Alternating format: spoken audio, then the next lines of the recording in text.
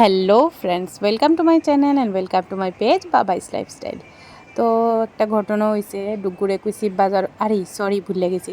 আমার কাঁধের উপরে যে একটা জিনিস পইরা আছে, দেখো এটা তো তোমরা সবাই চিনছো। এটা কি? এটা হয়েছে কলমি শাক। তো ডুগুরে কুইসলাম বাজারে গিয়ে সেটা শাক আননের লেগা, আর হ্যাঁ নিয়ে এসে কলমি শাক। তো আজকে এলাম আমরা নিরামিষ। তো নিরামিষে কলমি শাক কী করে রান্ধি, কারণ কলমি শাক দিয়ে আমি একমাত্র শুটকি দিয়ে আমিষ খাইছি। তো নিরামিষ তো রান্না করণ লাগে, তো চলো দেখি কিভাবে করণ যায়। ওখানে আগে নিরামিষটি করণের লিগা কাটতে লাইতাছি ভালো করে, একদম খুব ভালো করে। কলমি শাক তো খুব ভালো করে ধুইতে লাগে না, এরকম সময় মাটি থাকে। তো একদম ভালো করে ধুইয়া একদম কুচি কুচি কুচি কুচি করে কাটতে লাইতাছি। আর কলমি শাক যদি মানে মানে নরম হয় আর মানে খুব কচি হয়, তাহলে তো খুবই ভালো লাগে খাইতে। আর কলমি শাক আমি কোনো সময় নিরামিষ খাইছি না। তো নিরামিষ তো খাইতে লাগবো, যেহেতু আজকে নিরামিষ, তো নিরামিষ করতেই লাগবো। তো কলমি শাক কাটা শেষ। তো এখানে আমি আলু লিয়ে লাইছি কলমি শাকের অনুযায়ী, কারণ শাকটা তো অনেকটাই ইয়ে হয়ে যাবো গা, মজা যাবো গা রান্না করলে। তো আলু লিয়ে লাইছি হেন 3-4টা প্রায়। তো তোমরা যতটা তোমরা দরকার সেই পরিমাণেই তোমরা আলু নিও। আলু কাটা শেষ আমার। এখন বয় দিমু কড়াই। তো চলো কড়াই বয় দিই, কড়াইয়ে তেল দিয়ে দিতেছি। আর কড়াইটাতে একটু বেশি তেল পড়ে গেছে আজকে, যেহেতু আমরা তেল কম খাই, তেলটা অতিরিক্ত বেশি হয়ে গেছে। তো দিয়ে লাইছি এখানে 5 ফোড়ন আর শুকনা লঙ্কা সম্বার দিয়ে লাইছি। তো এটা ভালো করে একটু সম্বারে যখন একটা স্মেল বাড়িব, সুন্দর একটা গন্ধ বাড়িব, তখন তা দিয়ে এলামু আমি যে আলু যে রেখা রাখছিলাম, আলু দিয়ে একটু ভালো করে বাইর জ্বালামু। আর দিয়ে এলামু হলুদ আর লবণ এটার মধ্যে। আর আমি সবসময় কই তোমরা, আমি কোনো এক্সট্রা কোনো রান্না দেখাই না। আমি সবসময় নিত্য প্রয়োজনীয়, নিত্য যে রান্না করি, প্রয়োজনীয় না, নিত্য যে রান্না করি সবসময় এই রান্নারই দেখাই তোমরা। এই যে দেখো আলুটা একটু ভালো করে ভাজা লাইতেছি এখানে। আর আলু ভাজা তারপরে আমি দিয়ে দিব মুগ ডাল।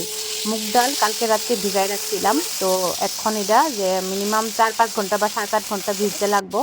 আর নাহলে মুগ ডালটা তো তোমরা জানো ভালো করে সিদ্ধ হইতো না। তো ভালো করে এটার লগে আবার মুগ ডালটা আলুটার লগে আর একটু ভালো করে একটু ভাজা লাইতে লাগবো, কারণ মুগ ডালে যে একটা কাঁচা গন্ধ থাকে, এই গন্ধটা যাতে না থাকে, ঠিক আছে।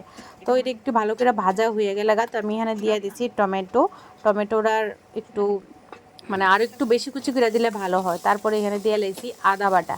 আদা আমি অ্যাকচুয়ালি বাটা করি না, আমি ওই থেতো করে দিই হামানদিস্তার মধ্যে। আদা থেতো করে দিয়ে দিচ্ছি। এটি ভালো করে আবার একটু ভালো করে কাঁচা গন্ধটা যাতে জায়গা, মানে সব কোনো কিছুর কাঁচা গন্ধ থাকলে তো অবশ্যই কোনো কিছু খাইতে ভালো লাগতো না। তো কাঁচা গন্ধটা যাওয়ার পরে আমি দিয়ে লাইতেছি এখানে কলমি শাক, যে কুচি কুচি করে কাটতে রাখছিলাম কলমি শাকটা। তো কলমি শাক ভালো করে দিয়া এটারে ভালো করে একদম খুব ভালো করে নাইরা চাইরা, তারপর এটারে ঢাকা দিয়ে দিতে লাগবো। আর ঢাকা দেওয়ার আগে আমি দিয়ে লাইতেছি এখানে লবণ, হলুদ আর গুঁড়া লঙ্কা যতটুকু পরিমাণে লাগে। আর কাঁচা লঙ্কা দিলে তোমরা কাঁচা লঙ্কাও দিতে পারো, অসুবিধা নেই। তো আমি আর কাঁচা লঙ্কা দিলাম না, অল্প একটু গুঁড়া লঙ্কাই দিলাম। তো এখন ভালো করে নেড়ে চেড়ে এটা ঢাক্কা দিমু। আর ঢাক্কা দিয়ে সেটা কিছুক্ষণ বাদে এটারে দেখুম যে এই দেখো অনেকটাই এটা শাকটা মজ্জা গেছে গা। তো ভালো করে আবার নাইড়া চাইড়া দিমু, ওইটারে নাইড়া চাইড়া দিয়া সেটা। তারপর আমি গরম জল বয় দিছি ওই ডেগের মধ্যে। তো গরম জল অল্প একটু গরম জল দিয়ে দিছি, ওই রকমভাবে জল দেওয়া লাগতো না কিন্তু, কারণ এটা মাখা মাখাই হইব, একদম শুকনা শুকনা হইব, এটা এত ঝোল ঝোল হইতো না। দিছিলাম এই যে ঢাকনাটা আবার উঠে লেছি। এই যে দেখো এখন অনেকটাই টাইনা গেছে গা, আর বাকি টানতে লাগতো না। এটা যতটুকু আছে এই জলটা আমরা এমনি টাইনা লেবো, নিজে নিজেই টাইনা লেবো জলটা। আর নাইলে বেশি একদম বেশি টানা টানা হয়ে যাবো গা, একবারে বেশি ভাজা ভাজা না, একদম মানে একদম মাখা মাখা যাতে থাকে ওই রকম লাগবো আর কি। তারপরে আমি দিয়ে লাইতেছি 5 ফোড়নের গুঁড়া।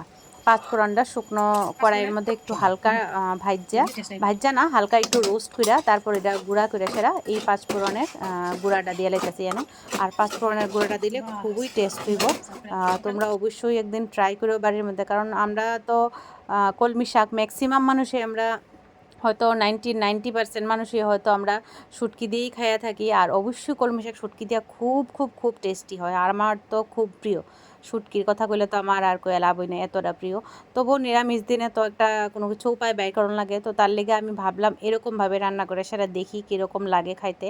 তো অবশ্যই তোমরা এরকমভাবে একদিন ট্রাই করো। খুবই ভাল লাগছিলো খাইতে, খুবই ভাল লাগছিলো।